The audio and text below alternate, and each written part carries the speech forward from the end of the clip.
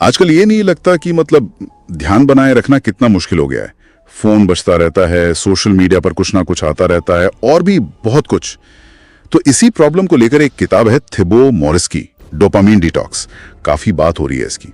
हमारे पास ना इस किताब की कुछ समीक्षाएं और सारांश हैं, तो आज हम इसी का थोड़ा गहराई से विश्लेषण करेंगे। हाँ बिल्कुल। और हमारा मकसद सिर्फ ये बताना नहीं कि किताब में क्या लिखा है, बल्कि ये समझना है कि ये जो डोपामीन डिटॉक्स का आइडिया है ये कितना प्रैक्टिकल है, कितना काम करता है, जैसा लोग अपने अनुभवों में बता रहे हैं या समीक्षाओं में लिख रहे हैं। सही बात है। क्या ये वाकई में आजकल की जो भागदौड़ है उसमें फोकस वापस लाने में हेल्प कर सकता है? चलिए देखते हैं इसको। तो सबसे पहले ये डोपामीन डिटॉक्स, इसका मतलब क्या है? क्या मतलब हमें डोपामीन चाहिए ही नहीं? ये सुनने में थोड़ा अजीब सा लगता है। नहीं नहीं, बिल्कुल नहीं। डोपामाइन तो जरूरी है भाई दिमाग के लिए। वही तो हमें मोटिवेशन देता है, खुशी महसूस कराता है। किताब में जो डिटॉक्स शब्द है ना, उसका मतलब डोपामाइन खत्म करना नहीं है, बल्कि जानबूझकर उन चीजों से थोड़ी दूरी बनाना है जो हमें बहुत ज्यादा और बहुत आसानी से उत्तेजना देती हैं। अच्छा, जैसे कि लगातार सोशल मीडिया स्क्रॉल करते रहना, या वीडियो गेम्स खेलना, या बहुत ज्यादा मीठा खाना वगैरह।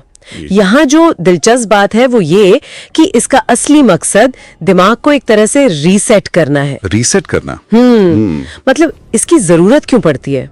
आप ऐसे सोचिए, जब दिमाग को लगातार हाई स्टिमुलेशन मतलब तेज उत्तेजना मिलती रहती है ना, तो उसकी एक तरह से सहनशीलता बढ़ जाती है। हाँ, ये तो होता है। तो फिर होता यह है कि जो सामान्य रोज की चीजें हैं, जैसे कोई किताब पढ़ना या कोई नया हुनर सीखना या बस शांति से बैठना, उनसे मिलने वाली खुशी या प्रेरणा फीकी लगने लगती है। ये डिटॉक्स उसी बैलेंस को वापस लाने में मदद करता है। अच्छा। ताकि जो कम उत्तेजना वाली पर शायद ज्यादा मीनिंगफुल गतिविधियां हैं, उनमें फिर से वो मजा, वो संतुष्टि महसूस हो सके। हाँ, ये बात तो समझ में आती है। मतलब हम सब ने शायद ये महसूस किया है कि एक वीडियो देखा, फिर अगला, वो रुकता ही नहीं। तो किताब इसी तरह की आदतों को तोड़ने की बात कर रही है, पर ये होता कैसे है? मतलब क्या कोई तरीका बताया है किताब में? हाँ, किताब एक प्रैक्टिकल प्लान देती है, और ऐसा नहीं कि बहुत बड़ा कुछ करना है। कोई छोटे लेवल पर, जैसे 48 घंटे के लिए भी आजमा सकता है। इसके कुछ मुख्य कदम है। पहला, पहचानना। क्या पहचानना? कि कौन सी आदतें या कौन सी चीजें आपको सबसे ज्यादा उत्तेजित करती हैं, जैसे फोन की नोटिफिकेशंस या खास तरह के वीडियोस। दूसरा कदम है सीमा तय करना, मतलब कितना कम करना है या कुछ टाइम के लिए बिल्कुल बंद करना है। ओके। तीसरा, और ये बहुत जरूरी है, विकल्प ढूंढना। यानी जो हाई स्टिमुलेशन वाली चीजें थी, उनकी जगह कम स्टिमुलेशन वाली एक्टिविटीज करना। जैसे टहलने चले गए, या कोई शांत संगीत सुन लिया, जर्नलिंग की, ध्यान किया, पढ़ा, या किसी से बात की, मतलब बिना फोन के आमने सामने। अच्छा। और ये जो समीक्षाएं वगैरह हैं, उनमें लोग क्या कहते हैं? कोई कदम ज्यादा मुश्किल लगता है या ज्यादा असरदार? हाँ, ये एक अच्छा पॉइंट है।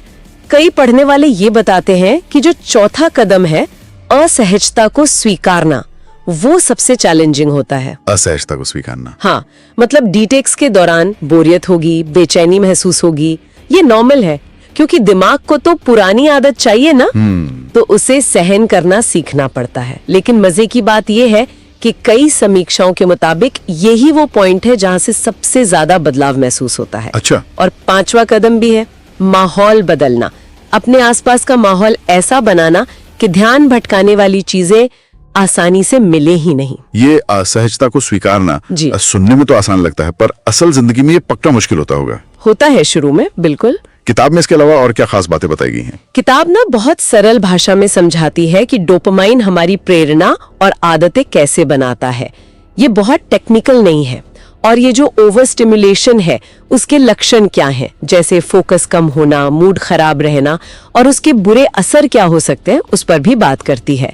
साथ ही डिटॉक्स के बाद फोकस बनाए रखने के लिए भी कुछ टेक्निक्स बताती है। अच्छा, जैसे माइंडफुलनेस प्रैक्टिस करना, मतलब अपने विचारों, अपनी भावनाओं पर ध्यान देना बिना जजमेंट के। बिल्कुल। एक सुबह का रूटीन बनाना, अपने दिन को प्लान करना, इस तरह की चीजें।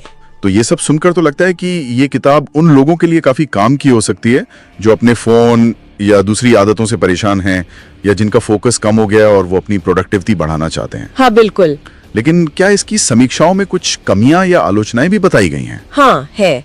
अगर हम इससे एक बड़े नजरिए से देखें तो एक कॉमन बात जो समीक्षाओं में आती है वो ये है कि किताब वैज्ञानिक बातों को थोड़ा सरल बना देती है। ये उन लोगों के लिए बहुत अच्छी है जिन्हें फौरन लागू करने वाले कदम चाहिए। अच्छा।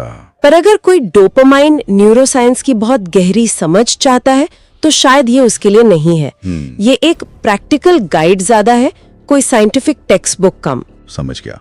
मतलब एक प्रैक्टिकल टूल किट जैसी है ये उन लोगों के लिए जो बस शुरुआत करना चाहते हैं। तो कुल मिलाकर ऐसा लगता है कि डोपामाइन डिटॉक्स उन लोगों के लिए एक अच्छा शुरुआती पॉइंट हो सकता है जो ये डिजिटल दुनिया की जो लगातार उत्तेजना है उसे थक गए हैं और अपने ध्यान पर, अपने फोकस पर फिर से कंट्रोल पाना चाहते हैं। निश्चित रूप से, बिल्कुल।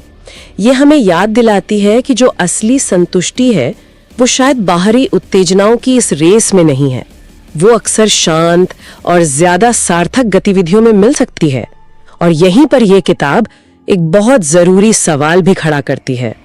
क्या हमने अपनी खुशी को बाहरी तेज उत्तेजनाओं पर इतना ज्यादा निर्भर कर दिया है कि हम जीवन की जो साधारण धीमी चीजें हैं उनका आनंद लेना ही भूलते जा रहे हैं? शायद इस डिटॉक्स के बाद जो असली चुनौती है वो उस संतुलन को बनाए रखने की है, उत्तेजना और शांति के बीच। ये सोचने वाली बात है। अगर आपको यह रिव्यू पसंद आया हो तो वीडियो को लाइक करें, अपने विचार कमेंट में जरूर बताएं और नए और रोचक बुक रिव्यूज के लिए चैनल को सब्सक्राइब करना न भूलें। पढ़ते रहिए, सीखते रहिए, क्योंकि हर किताब एक नई दुनिया का दरवाजा है। बुक